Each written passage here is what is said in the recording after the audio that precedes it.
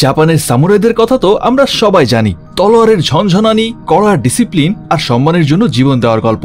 কিন্তু কি হবে যদি সেই সামুরাইদেরকে লড়তে হয় এমন এক শত্রুর বিরুদ্ধে যার কাছে তলোয়ার নেই, আছে শুধু ভয়ঙ্কর কালো জাদু? কি হবে যখন এক রূপ বদলকারী ডাইনি আর 6 চোখওয়ালা দৈত্যের সামনে তাদের সমস্ত বীরত্ব অসহায় হয়ে পড়ে? আজকের গল্পটা ঠিক এমনই এক অবিশ্বাস্য লড়াইয়ের। গল্পটা এমন এক ছেলের যাকে সবাই অভিশপ্ত বলে দূরে সরিয়ে দিত, কিন্তু সেই ছেলেটাই হয়ে ওঠে এই যুদ্ধের সব থেকে বড় ভরসা। তাহলে আর দেরি কেন, চলুন দেখে নেওয়া যাক কিভাবে 47 জন সামুরাই এক অসম্ভবকে সম্ভব করেছিল। আর আমাদের আজকের গল্পের নাম 47 রোনিন।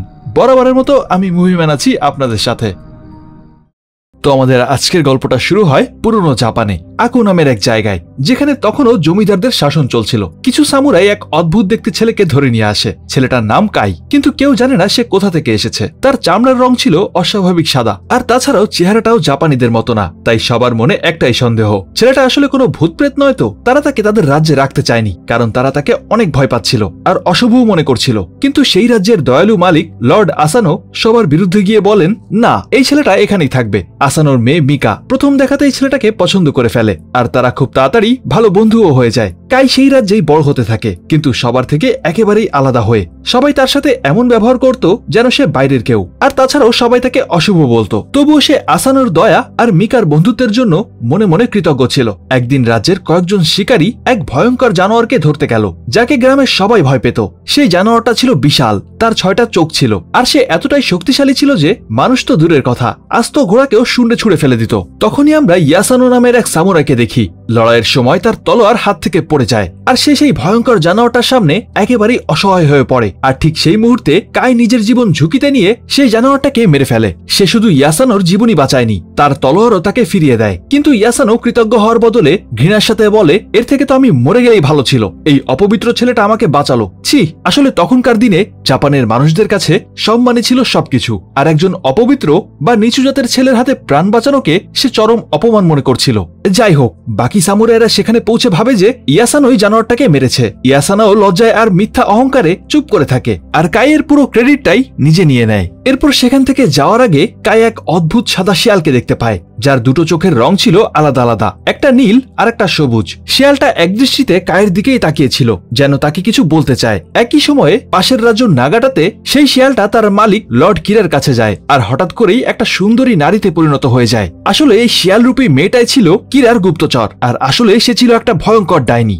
সে কিরাকে জানায় যে লর্ড আসানোকে শেষ করে দেওয়ার তাদের যে পরিকল্পনা ছিল সেটা সফল হয়নি। তখন শিকারীরা আকোতে ফিরে আসে, আর এদিকে যখন শিকারীরা আকোতে ফিরে আসে তখন মিকা তার বাবাকে স্বাগত জানায়, আর সে একটু টেনশনেই ছিল। তাই সে তার বাবাকে জিজ্ঞেস করে, তোমার কোনো আঘাত লেগেছে নাকি? আসানো তখন মজা করে বলে, কেন, বিশেষ কারোর জন্য চিন্তা হচ্ছে নাকি তোমার? আর আমরা তখন জানতে পারি ওই 6 চোখওয়ালা বিশেষ জানোয়ারটাকে মারা এত কেন জরুরি ছিল। আসলে আকোতে একটা বড় টুর্নামেন্ট হওয়ার কথা ছিল, আর সেখানে জাপানের সর্বোচ্চ শাসকরা উপস্থিত থাকবে। আর তাই লর্ড আসানো চায়নি তাদের সামনে ওই প্রাণীটা আকোতে কোনো সমস্যা তৈরি করুক। আর এদিকে যখন তারা শিকারে ছিল তখন মিকা একাই সবকিছুর ব্যবস্থা করছিল, আর তার উপর খুশি হয়ে আসানো বলেন, আজ যদি তোমার মা বেঁচে থাকতো তাহলে তোমাকে নিয়ে খুব গর্ব করত। সেই রাতে মিকা কাইয়ের কাছে যায়। কাই সেই জানোয়ারটার সাথে লড়তে গিয়ে খুব আহত হয়ে গিয়েছিল, তাই মিকা তার যত্ন নিচ্ছিল। আর কথা বলতে বলতে মিকা হঠাৎ করে ইয়াসানোর কথা তোলে, আর সে বলে যে আজকে যখন সবাই ওর নামে প্রশংসা করছিল তখন আমার কাছে মনে হয়েছে ওর চোখে গর্ব ছিল না, বরং মনে হচ্ছিল কিছু একটা ও লুকাচ্ছে। কাই বুঝতে পারে যে মিকা হয়তো আসল ঘটনা বুঝতে পেরে গেছে। সে ভয় পেয়ে সঙ্গে সঙ্গে বলে, আমি কোনো ঝামেলা চাই না, তুমি এখান থেকে যাও। তবে সে যাওয়ার আগে কাই একটু ইমোশনাল হয়ে বলে, আমি সবসময় তোমাকে ভালোবাসবো, কিন্তু আমার আর তোমার জগৎটা আলাদা। আসলে কাই জানতো যে তাদের দুজনের মধ্যে সম্পর্ক হওয়াটা সম্ভব না। এদিকে দেখতে দেখতেই খুব তাড়াতাড়ি জাঁকজমকের সাথে শোগান উৎসবের দিন চলে আসে। হ্যাঁ, ওই টুর্নামেন্টের নাম ছিল শোগান। আর অনুষ্ঠান শুরু হতেই এক পরিচিত দেখতে মহিলাকে দেখতে পাওয়া যায়, যার চোখ দুটো ছিল 2 রঙের, ঠিক জঙ্গলে সেই শিয়ালের মতো। সে আর কেউ না, লর্ড কিরার সেই জাদুকরী গুপ্তচর। কাইয়ের ব্যাপারটা অদ্ভুত লাগে, আর সে রাজ্যের প্রধান সামুরাই ঐশীকে জানাতে যায়। তারা জানতো না যে ঐশীর ছোট ছেলে শিকারা আড়াল থেকে তাদের কথা শুনছে। কাই বলে, আমাদের মধ্যে একজন জাদুকর আছে, কিন্তু ঐশী তার কথা উড়িয়ে দিয়ে বলে, শোনো ছেলে, শুধু রাক্ষসেরাই জাদুকরদের চেহারা দেখতে পায়, তাহলে তুমি কিভাবে জানতে পারলে যে সে একজন জাদুকর? আসলে আগেই বলেছিলাম, এখানকার সবাই কাইকে অশুভ বা ভূতপ্রেত মনে করত, আর তাই ঐশীকেও কাইয়ের সাথে এমন ব্যবহার করছিল। যাই হোক, পরের দিন উৎসব আবার শুরু হয়, আর লর্ড কিরা সেখানে আসে। সে লর্ড আসানোর সাথে বাইরে ভদ্রভাবে কথা বললেও মনে মনে তারা একে অপরকে চরম ঘৃণা করত। কিরা মিকাকে দেখে ব্যঙ্গ করে বলে, বাহ, তোমার কাছে তো দারুণ একজন রক্ষিতা আছে। আসানো তখন রাগে জ্বলে গিয়ে জবাব দেয়, ও আমার মেয়ে, ভদ্রভাবে কথা বলো। নাটকের পর দুই রাজ্যের মধ্যে তলোয়ারবাজির প্রতিযোগিতার সময় চলে আসে। লর্ড কিরার যোদ্ধা ছিল অসাধারণ, তার কৌশল দেখে সবাই মুগ্ধ হয়ে যায়। কিরা তখন ব্যঙ্গ করে মিকাকে আবারও বলে, চিন্তা করো না, আমার বিশ্বাস তোমার বাবার বেছে নেওয়া যোদ্ধাটাও ততটাই শক্তিশালী হবে হয়তো। কিন্তু আসানোর যোদ্ধা ইয়াসানোর উপর আসলে তেমন কারোরই ভরসা ছিল না, কারণ আসানো ভুল করে ভেবেছিল সেই ছয় চোখওয়ালা জানোয়ারটাকে ইয়াসানোই মেরেছে। সবাই ভাবছিল ইয়াসানো আসছে, কিন্তু লড়াইয়ের ঠিক আগেই সেই ডাইনিটা শিয়ালের রূপ নিয়ে ইয়াসানোর সাথে দেখা করতে আসে আর তার উপরে জাদু করে দেয়। আর এরপরেই ইয়াসানোকে কেমন যেন অন্যরকম লাগছিল, সে মোটেই লড়াই করার মতো অবস্থাতে ছিল না। আর যখন শিকারা তাকে নিতে আসে তখন সে তার অবস্থা দেখে ভয় পেয়ে যায়। আর ঠিক তখনই কাইও সেখানে চলে আসে। কাই তখন শিকারাকে বলে অন্য কোনো সামুরাইকে ডাক দিতে, কিন্তু তখন আর সময় ছিল না। যদি তাদের যোদ্ধারা সময় মতো না পৌঁছায় তাহলে শোগানের সবার সামনে রাজ্যের খুব অপমান হবে। কিন্তু এই লড়াইয়ে শুধুমাত্র একজন খাঁটি সামুরাই লড়তে পারবে, আর কাই তো সামুরাই ছিল না। তখন শিকারা একটা বুদ্ধি বের করে, সে বলে সামুরাইরা তো মাস্ক পরে লড়বে, মাস্কের আড়ালে ভেতরে কি আছে সেটা তো কেউ জানতে পারবে না। এদিকে সবাই অপেক্ষা করতে করতে বিরক্ত হয়ে যাচ্ছিল। শোগান তার লোকদেরকে নিয়ে আসানোকে জিজ্ঞেস করে, আপনার যোদ্ধা কোথায়? ঠিক তখনই আকো রাজ্যের যোদ্ধা চলে আসে, আর সে আসলে কেউ না, সামুরাইয়ের ছদ্মবেশে কাই নিজেই ছিল। যদিও লর্ড কিরার যোদ্ধার মতো কায়ের এন্ট্রিটা অতটা জাঁকজমক ছিল না, কিন্তু সবাই স্বস্তির নিঃশ্বাস ফেলে যে অন্তত যোদ্ধা তো চলে এসেছে। কিন্তু সেই স্বস্তিও বেশিক্ষণ টেকেনি। কিরার শক্তিশালী যোদ্ধা তাকে বুমসে পেটাতে শুরু করে, এমনকি সে কায়ের তলোয়ারও ভেঙে ফেলে। আর একটা ঘুষি খেয়ে যখন কাই উড়ে চলে যায় তখন তার মুখোশটাও খুলে যায়, আর সবাই দেখে ফেলে যে আসলে মাস্কের ভেতরে কাই নিজেই ছিল। শোগান সঙ্গে সঙ্গে লড়াই থামিয়ে দেয়, আর সে দেখেই বুঝতে পারে কাই কোনো সামুরাই না। আর সামুরাইদেরকে অপমান করার জন্য শোগান অন্য যোদ্ধাদেরকে আদেশ দেয় কাইকে মেরে ফেলার জন্য। যোদ্ধারা যখন কাইকে মেরে ফেলতে যাচ্ছিল তখন মিকা ভয় পেয়ে কাইয়ের সামনে ঢালু হয়ে দাঁড়ায়, আর মেয়ের জন্য লর্ড আসানো তখন এগিয়ে এসে ক্ষমা চায় আর পুরো দোষটা নিজের ঘাড়ে নিয়ে নেয়। সে বলে, যদি কাউকে শাস্তি দিতে হয় তাহলে আমাকে দিন। শোগান রাজি হয়ে যায়। সেই দিন সন্ধ্যায় সেই ডাইনিটা লর্ড কিরার সামনে তার প্ল্যান বলছিল যে সে কিভাবে আসানোকে শেষ করে আকোর পুরো এলাকাটা দখল করে নেবে। ডাইনি বলে, এই সময়টা একদম ঠিক, আসানোর মাথায় এখন অনেক চাপ। সে তার জাদু দিয়ে একটা বিষাক্ত মাকড়সা তৈরি করে, আর এটারও চোখ ছিল 6টা। আর এটা দেখেই বোঝা যায় আগের ওই 6 চোখের দত্তটাও এই ডাইনিরই বানানো ছিল। আর রাত হলেই আমরা দেখতে পাই সেই মাকড়সাটা ঘুমিয়ে থাকা আসানোর ঠোঁটের কাছে গিয়ে তার ঠোঁটের উপরে বিষাক্ত বিষ ঢেলে দেয়। একটু পরেই আসানোর ঘুম ভেঙে যায়, আর সে ঘুম থেকে উঠে একটা ভয়ঙ্কর স্বপ্ন দেখতে পায়। সে দেখতে থাকে যে কিরা তার মেয়ে মিকার উপরে হামলা করেছে, আর সে তার মেয়েকে বাঁচানোর জন্য তলোয়ার তুলে নেয়। কিন্তু এই সবকিছুই আসলে তার ভ্রম ছিল। কিন্তু সে এই ভ্রমের ঘোরেই কিরার উপরে হামলা করে, আর সামুরাইরা তাকে থামাতে ছুটে আসে। আর কিরা তখন অসহায় সাজার নাটক করে। আর এই ঘটনার জন্য আসানোকে মৃত্যুদণ্ড দেওয়া হয়, কারণ সে সোগানের একজন বিশেষ অতিথির উপর হামলা করেছিল। কিন্তু যেহেতু আসানো একজন সম্মানিত জমিদার ছিল, তাই জাপানের প্রথা অনুযায়ী তার সম্মান আর মর্যাদার কারণে তাকে সেপ্পুকু অর্থাৎ নিজের হাতে সম্মানজনক আত্মহত্যা করার সুযোগ দেওয়া হয়। পরে আসানো ঐশীকে বলে, এটা সাধারণ ফাঁসি থেকে অনেক ভালো। ঐশী কান্নায় ভেঙে পড়ে, আর সে তার লর্ডকে বলে, এটা অন্যায়, আপনার কোনো দোষ নেই, আপনাকে তো বশ করা হয়েছিল। কিন্তু আসানো তখন শুধু তার পরিবারের সম্মান বাঁচানোর কথা ভাবছিল। এরপর সে মিকার কাছ থেকে শেষ বিদায় নিতে যায় আর বলে, কাঁদবে না, তাদের দেখাবে না যে তুমি কতটা দুর্বল হয়ে পড়েছ। এরপর সে ঐশীর সাথে এক জায়গায় যায়, আর সেখানেই সে তার নিজের জীবন শেষ করে দেয়। আসানোর মৃত্যুর পর তার সামুরাইরা তার মৃত্যুর প্রতিশোধ নিতে চেয়েছিল, কিন্তু ঐশী তাদেরকে থামিয়ে বলে, এখন লড়াই শুরু হলে পুরো এলাকার সাধারণ মানুষ, কৃষক সবাই বিপদে পড়বে, আর একজন যোদ্ধার প্রথম কর্তব্য হলো বাকিদের কথা ভাবা। শোগান তখন এক ভয়ঙ্কর রায় শোনায়। সে ঘোষণা করে যে আসানোর একমাত্র মেয়ে মিকাই পুরো এলাকা সামলাবে যতক্ষণ না তার বিয়ে হচ্ছে। কিন্তু সে জানতো না যে সবকিছু আগে থেকেই ঠিক হয়ে গেছে। শোগান জানায় এখন থেকে লর্ড কিরাই আকোর নতুন মালিক। মিকাকে তার বাবার মৃত্যুর শোক পালনের জন্য 1 বছর সময় দেওয়া হয়, আর তারপর লর্ড কিরার সাথে তার বিয়ে হবে। আর অন্যদিকে ঐশী আর আসানোর বাকি বিশ্বস্ত সৈনিকদের জন্য শোগান ঘোষণা করে যে তারা আর এখন থেকে সামুরাই নেই, এখন থেকে তারা হলো রনিন, অর্থাৎ এমন সামুরাই যারা তাদের মালিককে হারিয়েছে, আর এখন তাদের কোনো সম্মান নেই। সে এটাও স্পষ্ট করে দেয় যে তারা কোনো প্রতিশোধ দিতে পারবে না। আর এদিকে কিরা ক্ষমতা হাতে পেয়েই প্রথম কাজ হিসেবে রনিনদেরকে তাদের জমি থেকে বের করে দেয়, আর ঘোষণা করে যদি কোনো রনিন এখানে পাওয়া যায় তাহলে তাকে মেরে ফেলা হবে। কিন্তু এখানেই সব শেষ হয় না। কাইকে দড়ি দিয়ে বেঁধে টেনে হিচড়ে সবার সামনে আনা হয়। কিরা তার হবু স্ত্রীকে বলে, শেষবারের মতো দেখে নাও, কারণ এরপর ওকে আর কখনো দেখতে পাবে না। এরপর সে ঐশীকে 1 বছরের জন্য একটা অন্ধকার জেলে বন্দী করে দেয়। 1 বছর পর এক বৃষ্টির দিনে ঐশীকে জেল থেকে বের করে আনা হয়। তার শরীর দুর্বল হয়ে গেছে। কিরার সৈন্যরা ঐশীকে গ্রামে তার নিজের বাড়ির সামনে ফেলে দিয়ে আসে। ঐশীর স্ত্রী আর বাচ্চারা ছুটে আসে। ঐশীর স্ত্রী বলে যে আমাদের পরিচিত সবাই আকো ছেড়ে চলে গেছে। এদিকে মিকাকে বিয়ের প্রস্তুতির জন্য প্রাসাদে নিয়ে যাওয়া হয়, কারণ তাকে দেওয়া 1 বছর সময় প্রায় শেষ হতে চলেছে। ঐশী তখন জিজ্ঞেস করে কায়ের সাথে কি হয়েছে। শিকারা তখন জানায় যে তাকে অনেক দূরে এক দ্বীপে দাস হিসেবে বিক্রি করে দেওয়া হয়েছে। সব কথা শোনার পর ঐশী তার স্ত্রীর কাছ থেকে বিদায় নেয় আর প্রতিশোধের আগুনে জ্বলতে জ্বলতে বেরিয়ে পড়ে। সে যাওয়ার আগে তার স্ত্রীকে বলে যায়, তুমি সবাইকে বলে দাও যে আমাদের তালাক হয়ে গেছে, কারণ কিছু কাজ আছে যা আমাকে করতেই হবে, আর এই অবস্থায় তোমাদেরকে বাঁচানোর এটাই একমাত্র পথ। আর এরপর ঐশী অনেক খোঁজার পর কাইকে খুব খারাপ অবস্থায় পায়, যেখানে তাকে নেশাগ্রস্ত করে লোকেদের বিনোদনের জন্য পশুর মতো লড়তে বাধ্য করা হচ্ছিল। ঐশী নিজেও একজন যোদ্ধা সেজে রিং এর ভিতরে ঢোকে, যাতে সে কায়ের সাথে কথা বলতে পারে। কিন্তু গত 1 বছরের অত্যাচারে কাই একেবারে একটা মেশিন হয়ে গেছে, যার ভেতরের মনুষ্যত্বটাই মরে গেছে। সে ঐশীকেও চিনতে পারে না আর তার উপরে লাগাতার হামলা করতে থাকে। তখন ঐশী চিৎকার করে মিকার নাম নেয়, আর মিকার নাম শুনেই কায়ের হুঁশ ফেরে। এরপর তারা দুজনে সেখান থেকে ভয়ানক লড়াই করে পালিয়ে যায়। বাইরে আসার পর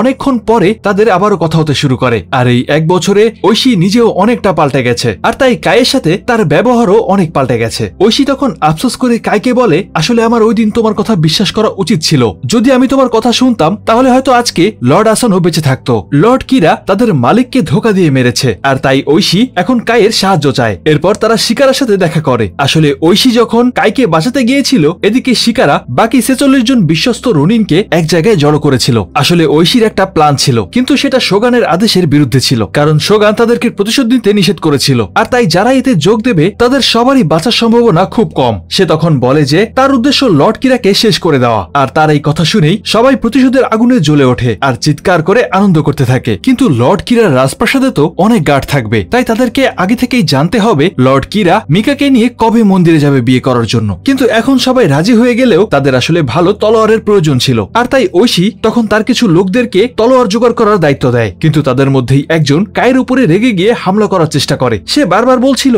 কাই তো কোনো সামুরাই না, তাহলে ও আমাদের সাথে কেন থাকবে। ঐশী তাকে থামিয়ে দিয়ে বলে, এখন তো তুমি নিজেও সামুরাই না, আমাদের মধ্যে কেউ এখন আর সামুরাই নেই। এরপর তাদের প্রত্যেকটা টিম নিজেদের কাজের জন্য বেরিয়ে পড়ে, আর ঐশী আর কায়ের দলটা খুব তাড়াতাড়ি নেতসু নামের একটা এলাকায় এসে পৌঁছায়। আসলে এখানে তলোয়ার বানানোর কারিগররা থাকতো, কিন্তু এখানে আসার পর দেখা যায় পুরো গ্রামটাই ধুধু ফাঁকা। দেখে যেন মনে হচ্ছিল এখানে একজন মানুষও থাকে না। গ্রামে ঘুরতে ঘুরতেই তাদের সামনে কিছু সৈন্যরা চলে আসে, আর ঐশী তখন তাদেরকে বলে, আমরা তো আসলে কৃষক, ঘুরতে ঘুরতে ভুল করে এখানে চলে এসেছি, আমাদের আসলে কৃষিকাজের কিছু জিনিসপত্র দরকার ছিল। কিন্তু সৈনিকরা তখন বলে এটা এখন লর্ড কিরার গ্রাম। আর তাদের মধ্যেই একজন হঠাৎ করে শিকারার হাত দেখে বলে, এই হাত দেখে তো মনে হচ্ছে না এটা কৃষকের হাত। আর ওই সৈনিকের কথা শুনে কাই খুব সহজেই বুঝতে পারছিল এরপরে কি হতে পারে, আর তাই সে এক মুহূর্ত দেরি না করে সৈন্যদের উপরে হামলা করে বসে। সে এক এক করে চোখের সামনে সবগুলো সৈন্যকেই মেরে ফেলে, আর তারপর সে মৃত সৈন্যদের তলোয়ারগুলো উঠিয়ে নেয়। তারা বুঝতে পারছিল যে লর্ড কিরা পুরো এলাকাকেই দখল করে নিয়েছে, আর তাই এখন তারা এখান থেকে তলোয়ার বানাতে পারবে না। কিন্তু লড়াই করতে হলে তো প্রত্যেকের জন্যই তলোয়ার প্রয়োজন ছিল, তাই এই বিষয়টা নিয়ে ঐশী বেশ টেনশনেই পড়ে যায়। রাতের বেলা কাই ঐশীর কাছে আসে আর তাকে তার নিজের গোপন রহস্য বলে। সে বলে, টেঙ্গুন জঙ্গলে আমি ভূত প্রেতদের মধ্যেই বড় হয়েছিলাম, আর যদি তুমি রাজি থাকো তাহলে আমি তাদের কাছ থেকে সাহায্য নিয়ে আসতে পারি, কিন্তু আমি কথা দিচ্ছি আমি তোমার উপরে কখনোই আমার জাদুকরী শক্তি প্রয়োগ করব না।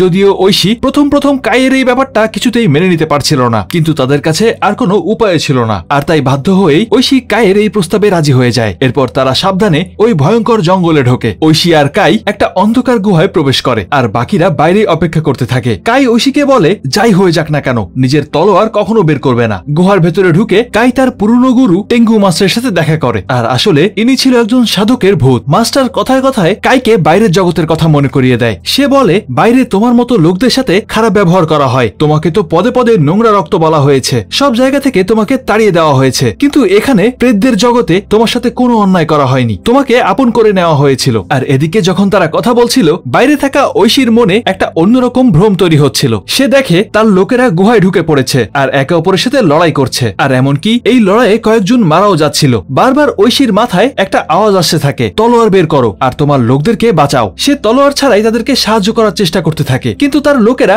একে একে মারা যেতে থাকে। ততক্ষণে কাই গুহার গভীরে পৌঁছে গেছে, আর তার সামনে একটা স্পেশাল তলোয়ার ছিল। কাই তখন তার গুরুর কাছে তলোয়ার চায়। গুরু বলে, নিতে পারো, কিন্তু শর্ত একটাই, আমার আগে তলোয়ারটা ধরতে হবে। আর এটা বলার সাথে সাথেই দুজনেই হাওয়ায় একে অপরের দিকে উড়ে যায়, আর কাই খুব দ্রুত গতিতে গিয়ে তলোয়ারটা আগে ধরে ফেলে। মাস্টার তেনগু খুশি হয়, আর সে বলে তোমার ক্ষমতা এখনো কমেনি। এদিকে ঐশী তখন বুঝতে পারে আসলে তার লোকেরা কখনো গুহায় ঢোকেইনি, এটা শুধুমাত্রই তার জন্য একটা বিশ্বাস আর আনুগত্যের পরীক্ষা ছিল। আর ভ্রম কাটতেই ঐশী দেখে কাই ফিরে এসেছে, আর যখন সে ফিরে আসে তখন তার কাছে অনেকগুলো তলোয়ার ছিল। এরপর সব রনিনরা আকর বাইরে চলে আসে, আর তখনই একজন গুপ্তচর এসে ঐশীকে খবর দেয় যে আজকে রাতে লর্ড কিরা তার দুর্গ ছাড়বে। কিন্তু এই খবরটা যে এনেছিল সেই গুপ্তচরকে আসলে ডাইনি বশ করে ফেলেছিল। শিকারাও তাদের সাথে লড়াইতে যোগ দিতে চেয়েছিল, কিন্তু তার বাবা তাকে ভবিষ্যতের জন্য বেঁচে থাকতে বলে। রাত হতেই রনিনরা তাদের গুপ্তচরের বলা সেই জায়গায় চলে আসে। এক লম্বা চুলের মানুষ পূজা করছিল। ঐশী ধীরে ধীরে তার দিকে এগিয়ে যায়, আর যখন সে পেছন ফিরে তাকায় তখন দেখা যায় আসলে এটা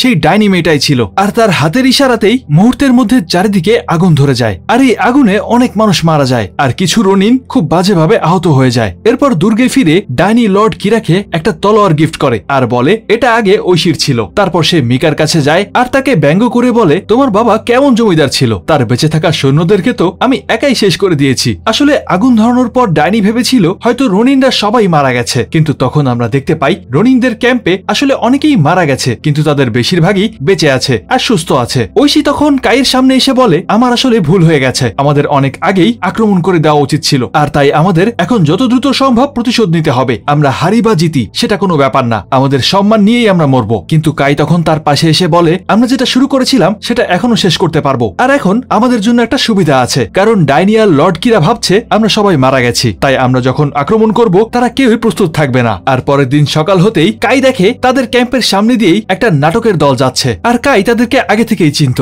তাই ঐশী আর কাই যখন তাদেরকে থামায় তখন নাটক দলের লিডার বলে আমরা লর্ড কিরার বিয়েতে যাচ্ছি, তার বিয়েতে আমাদেরকে নাটক পরিবেশন করার জন্য ডাকা হয়েছে। আর এই দলের এই কথাটা শোনার পর সব রনিনরা মিলে একটা নতুন প্ল্যান আটে। তারা সবাই এক জায়গায় হয়ে একটা মিটিং করে। তারা সবাই জানতো যে এই লড়াইয়ে তাদের মৃত্যু হতে পারে, তাই তারা সবাই মিলে তাদের পুরো কাহিনীটা একটা কাগজে লিখে রাখে, যাতে ভবিষ্যৎ প্রজন্ম জানতে পারে তারা কি করেছিল আর কেন করেছিল। ইয়াসানো সবার সামনে স্বীকার করে যে সেই 6 চৌকলা জানোয়ারটাকে কাই বেড়েছিল, সে না, আর এজন্য সে ক্ষমা চেয়ে কাইকে দ্বিতীয় তলোয়ারটা উপহার দেয়। এরপর সব রনিনরা মিলে তাদের লেখা সেই গল্পের কাগজটাতে স্বাক্ষর করে। অন্যদিকে রাত হতেই আমরা দেখি লর্ড কিরার দুর্গে বিশাল এক অনুষ্ঠান শুরু হয়ে গেছে, আর নাটক দলের সাথে মিশে রনিনরাও দুর্গের ভিতরে ঢুকে পড়ে। যখন সবাই নাটক দেখছিল তখন তারা দুর্গের পাহারাদারদেরকে একে একে চুপচাপ মারতে শুরু করে। সবকিছু ঠিকঠাকই যাচ্ছিল, কিন্তু ডাইনি হঠাৎ করে বুঝতে পারে যে কিছু একটা তো গন্ডগোল আছে। আর অন্যদিকে ঐশী তখন ছদ্মবেশে সেই নাটকের মঞ্চেই উপস্থিত ছিল। সে যখনই লর্ড কিরার উপরে আক্রমণ করতে যাবে তখনই একটা তীর এসে তার হাতে লাগে। কিরার উপরে আক্রমণ হয়েছে বুঝতে পেরে তার সৈন্যরা দ্রুত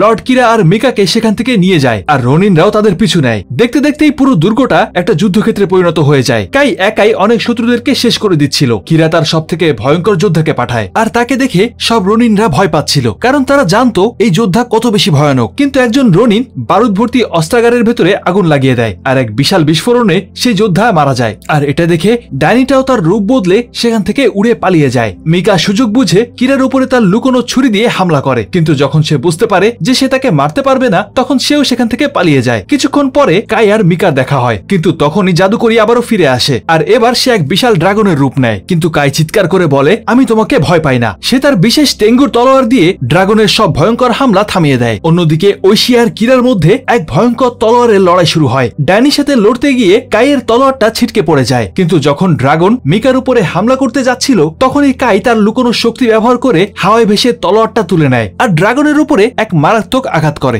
আর এই আঘাত সহ্য করতে না পেরে ড্রাগনটা মাটিতে পড়ে যায়, আর তাদের সামনেই ডাইনিটা মারা যায়। এদিকে দুর্গের ভেতরে ঐশীও কিরাকে হারিয়ে দিয়েছে, আর সে প্রতিশোধ হিসেবে তার মাথা কেটে সবার সামনে নিয়ে আসে। আর এদিকে লর্ড কিরার মাথা দেখে তার সৈন্যরাও আত্মসমর্পণ করে নেয়। 47 জন রনিন রাজকুমারী মিকার সাথে আকতে ফিরে আসে, আর তারা আসানোর কবরের সামনে গিয়ে তার তলোয়ারটা রাখে। ঐশী তখন বলে আপনার প্রতিশোধ নেওয়া সম্পূর্ণ হলো। শেষে রাজকুমারীও কায়ের প্রতি তার ভালোবাসা প্রকাশ করে, আর সমস্ত বাধা পেরিয়ে তাদের দুজনের মধ্যে এক নতুন প্রেমের সম্পর্ক গড়ে ওঠে। তো এই ছিল সেই কিংবদন্তি 47 জন রনিনের গল্প, একটা প্রতিশোধের যাত্রা যা শেষ হয়েছিল আত্মত্যাগের মধ্য দিয়ে। এই গল্পটা আমাদেরকে একটা গভীর প্রশ্ন করতে শেখায়, আমরা আমাদের জীবনের জন্য কি বেছে নেই, সম্মানহীন দীর্ঘ জীবন নাকি সম্মানজনক একটা মুহূর্ত। ওই 47 জন সামুরাই দ্বিতীয় পথটাই বেছে নিয়েছিল। তারা তাদের নাম, খ্যাতি, এমনকি পরিবারকেও পেছনে ফেলে এসেছিল শুধু একটাই লক্ষ্যের জন্য, তাদের লর্ডের সম্মান পুনরুদ্ধার করা আর অন্যায়ের বিচার করা। তাদের তলোয়ার হয়তো আজ থেমে গেছে, কিন্তু তাদের আনুগত্য, সাহস আর ত্যাগের গল্প